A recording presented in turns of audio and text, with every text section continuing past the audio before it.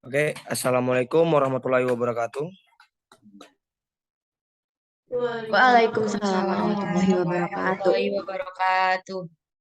Sebelum kita memulai acara pada siang hari ini, marilah kita membaca bismillah bersama-sama. Bismillahirrahmanirrahim. Bismillahirrahmanirrahim. Kami dari kelompok B8 akan mempresentasikan hasil diskusi kelompok kami tentang kelainan kongenital dan herediter polidaktili. Anggota kelompok kami terdiri dari Rencia Zahwa,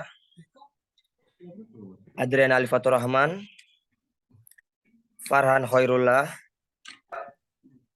Monica Indah Putri, Dina Zahra, Mas Ayu Kaila,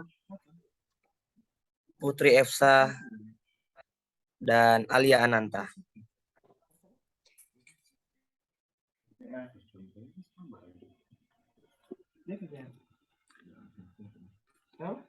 Materi pertama akan disampaikan oleh teman saya, yaitu Dina Zahra. Waktu dan tempat dipersilakan.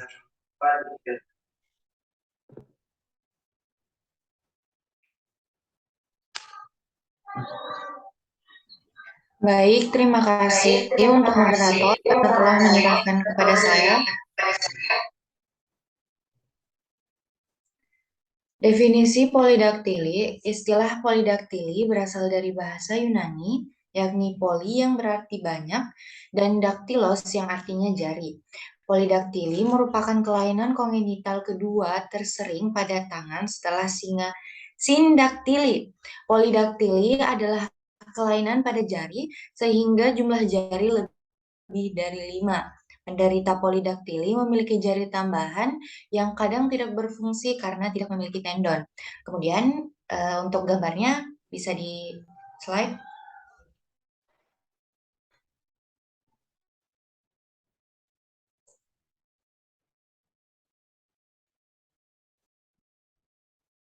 Ya, untuk moderator saya kembalikan.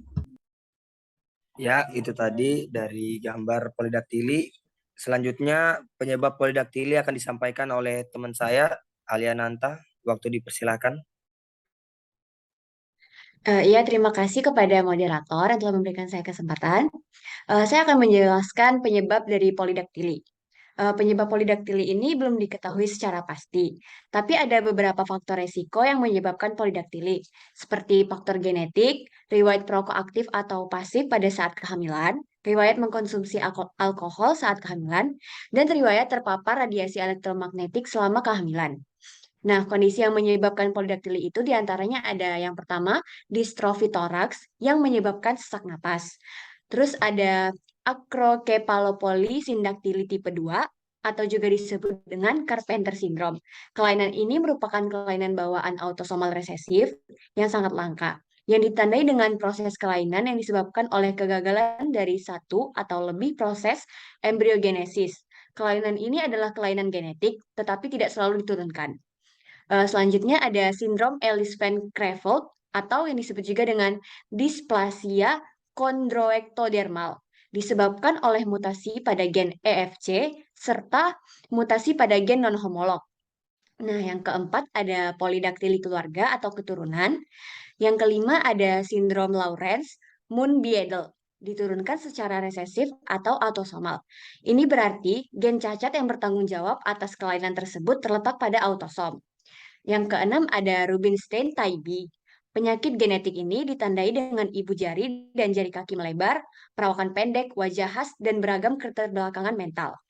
Yang ketujuh ada sindrom Smith-Lemli-Opitz. Ini adalah kesalahan bawaan dari sintesis kolesterol. Nah, yang terakhir ada trisomi 13, yaitu kondisi ketika seseorang memiliki ekstra kromosom 13. Sekian dari saya kembalikan kepada moderator. Ya, terima kasih. Kemudian materi selanjutnya adalah fakta menarik yang akan disampaikan oleh teman saya. Ya, saya kembalikan kepada Dina Zahra. Waktu dan tempat dipersilahkan. Ya, terima kasih moderator.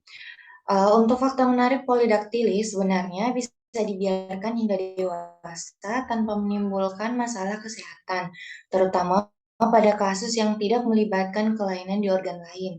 Namun, kebanyakan polidaktili perlu untuk ditangani sebelum anak berusia 2 tahun.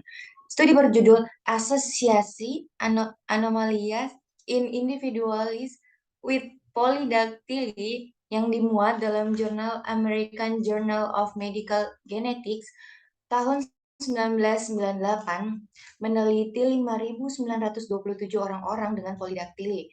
Tim peneliti menemukan bahwa hanya 14,6% dari jumlah tersebut terlahir dengan kelainan genetik yang berhubungan. Cacat lahir ini paling jarang terjadi di sisi ibu jari preaksial maupun tumbuh di bagian tengah jari tangan dan kaki. Ada jari tambahan yang berbentuk lengkap dan dapat berfungsi penuh seperti jari-jari lainnya.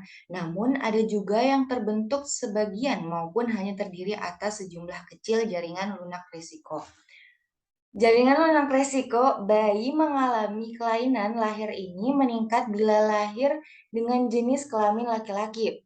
Resiko polidaktili pada bayi perempuan biasanya 2 kali lipat lebih rendah ketimbang bayi laki-laki.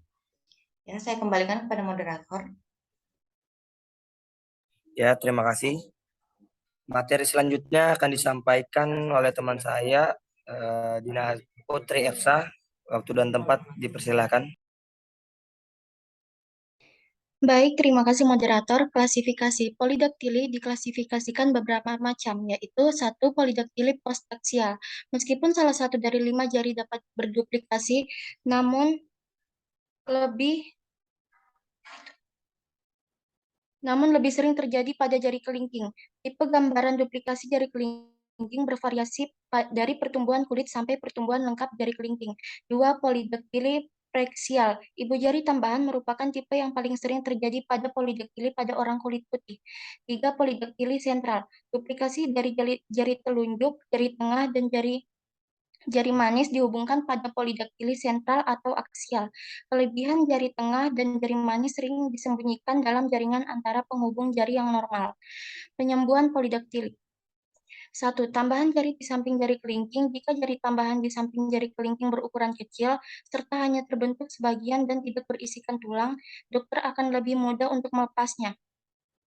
Sementara untuk jari tambahan yang kecil dan memiliki struktur lengkap, seperti adanya jaringan dan tulang, dapat diobati dengan melakukan operasi atau pembedahan. 2. Tambahan jari di samping jari jempol. Pengobatan untuk kondisi jari tambahan di samping jari jempol cenderung lebih sulit ketimbang kelingking. Ini karena ibu jari tambahan bisa memengaruhi fungsi ibu jari lainnya. Oleh karena itu, dokter biasanya akan menempuh jalan operasi untuk menghasilkan hanya 1 ibu jari. 3. Tambahan jari di tengah. Operasi untuk jari tambahan yang berada di tengah-tengah jari lainnya terbilang lebih kompleks daripada 2 jenis sebelumnya. Itulah mengapa dokter biasanya akan melakukan perbaikan ulang kondisi jari-jari, entah di tangan atau kaki, guna memastikan fungsinya berjalan dengan baik, agar hasilnya lebih optimal. Mungkin diperlukan lebih dari 1 kali operasi untuk kasus jari tambahan yang ada di tengah. Sekian dari saya kembalikan ke moderator. Ya, terima kasih. Sekian presentasi dari kelompok kami. Kurang lebihnya mohon dimaafkan. Diambil lebihnya aja dan positifnya. Sekian, wabillahi taufiq wal hidayah. Wassalamualaikum warahmatullahi wabarakatuh. Waalaikumsalam Waalaikumsalam warahmatullahi wabarakatuh. wabarakatuh.